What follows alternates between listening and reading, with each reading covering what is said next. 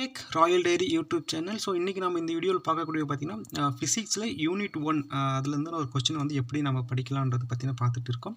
அதில் இன்றைக்கி நம்ம பார்க்கக்கூடிய கொஸ்டின் பாருங்கள், electron volt is a unit of. So எலக்ட்ரானுடைய யூனிட் என்னன்னு கேட்குறாங்க, எலக்ட்ரான் வோல்ட்டுடைய யூனிட் என்னன்னு சொல்லி கேட்குறாங்க கொஸ்டினில். இதுக்கான ஆன்சர் வந்து 4 ஆப்ஷன் கொடுத்துருக்காங்க இல்லையா, energy, power, current and potential difference சொல்லியிருக்காங்க. ஸோ இந்த கொஸ்டின் பார்த்தீங்கன்னா நீங்கள் வந்து நம்மளுடைய ஃபிசிக்ஸ் என்சிஆர்டி இல்லை சிபிஎஸ்சி புக்கில் பார்த்தீங்கன்னா ஃபஸ்ட்டு யூனிட்லேயே யூனிட்ன்ற ஒரு செக்ஷன்லேயே வந்து டைரக்ட் கொஸ்டினாகவே இவங்க கொடுத்துருப்பாங்க. இந்த எலக்ட்ரான் வோல்ட் இஸ் யூனிட் ஆஃப்ன்றதை வந்து அவங்க டைரெக்டாகவே கொடுத்துருப்பாங்க. நீங்கள் ரெஃபரன்ஸ் எடுத்தீங்கன்னா உங்களுக்கு புரியும். ஸோ இப்போ பாருங்கள், இதுக்கான ஆன்சர்னு பார்த்தீங்கன்னா ஆப்ஷன் ஏ, இந்த electron volt is a unit of energy. So ஓகேங்களா. ஸோ யூனிட் ஆஃப் எனர்ஜி அப்படின்னு ஏன் அதை சொல்கிறோன்னு பார்த்தீங்கன்னா அதுக்கான டீட்டெயில்ஸ் பாருங்கள். Electron volt is a unit of எனர்ஜின்றது வந்து பார்த்தீங்கன்னா உங்களுக்கு டெக்ஸ்ட் புக்கில் வந்து டேரெக்டாகவே அவங்க கொடுத்துருக்காங்க. நீங்கள் வந்து ரெஃபரன்ஸ் எடுத்தீங்கன்னா உங்களுக்கு தெரியும். ஓகேவா, இது ஒரு டேரெக்ட் கொஸ்டின் தான். ஸோ அதுக்கப்புறம் நீங்கள் இந்த கொஸ்டின்லேருந்து இன்னும் எக்ஸ்ட்ரா வந்து நீங்கள் என்ன தெரிஞ்சுக்கணும்னு பார்த்தீங்கன்னா எனர்ஜி எப்படி வந்து நம்ம டிஃபைன் பண்ணுவோம். ஓகேவா, ability to A work. So ability to work, அப்போ ஒரு ஒர்க்கை செய்யக்கூடிய திறனை தான் நம்ம வந்து எனர்ஜின்னு சொல்லுவோம். சரிங்களா. ஸோ எனர்ஜியை வந்து நம்ம ஃபிசிக்ஸில் எப்படி டெரிவ் பண்ணணும், மேத்தமெட்டிக்கலாக எப்படி டெரிவ் பண்ணணும் பார்த்தீங்கன்னா work W equal to VQ into V into Qன்னு வந்து நம்ம வந்து மென்ஷன் பண்ணலாம். சரியா. V வந்து பொட்டன்ஷியல் டிஃப்ரென்ஸும் Q வந்து கரண்ட்டுன்னு சொல்லி நம்ம வந்து மென்ஷன் பண்ணலாம். சரியா.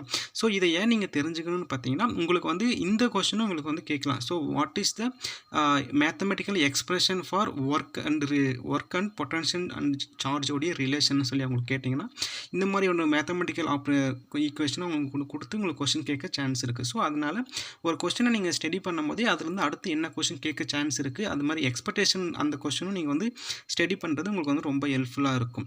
அடுத்து பாருங்கள், இந்த 1 electron volt equal to V equal to நான் 1ன்னு வந்து மென்ஷன் பண்ணிக்கிறேன். ஆமாம், 1 electron volt equal to 1 volt. சரிங்களா.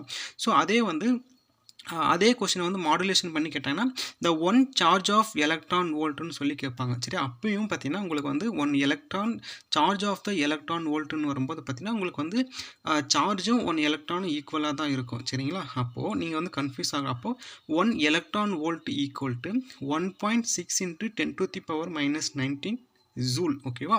ஸோ எப்போவுமே எலக்ட்ரானுடைய சார்ஜை வந்து ஜூல்ன்ற ஒரு யூனிட்டில் தான் நம்ம மென்ஷன் பண்ணுவோம். ஆனால் இதுக்கு முன்னாடி பார்த்தீங்கன்னா நம்ம வந்து என்ன சொல்லியிருந்தோன்னா இந்த electron volt is the unit of energy. அப்போ எனர்ஜியோட இன்னொரு யூனிட்னு கேட்டிங்கன்னா ஜூல் நம்ம சொல்லலாம். சரியா. ஸோ ஒவ்வொன்றுத்துடைய ரிலேஷனில் தான் வந்து இந்த யூனிட்டு மெஷர்மெண்ட்டு அடுத்து வந்து பார்த்திங்கன்னா உங்களுக்கு இதெல்லாமே வந்து ஒன் பை ஒன்னாக வந்து மென்ஷன் ஆகிருக்கும். சரிங்களா.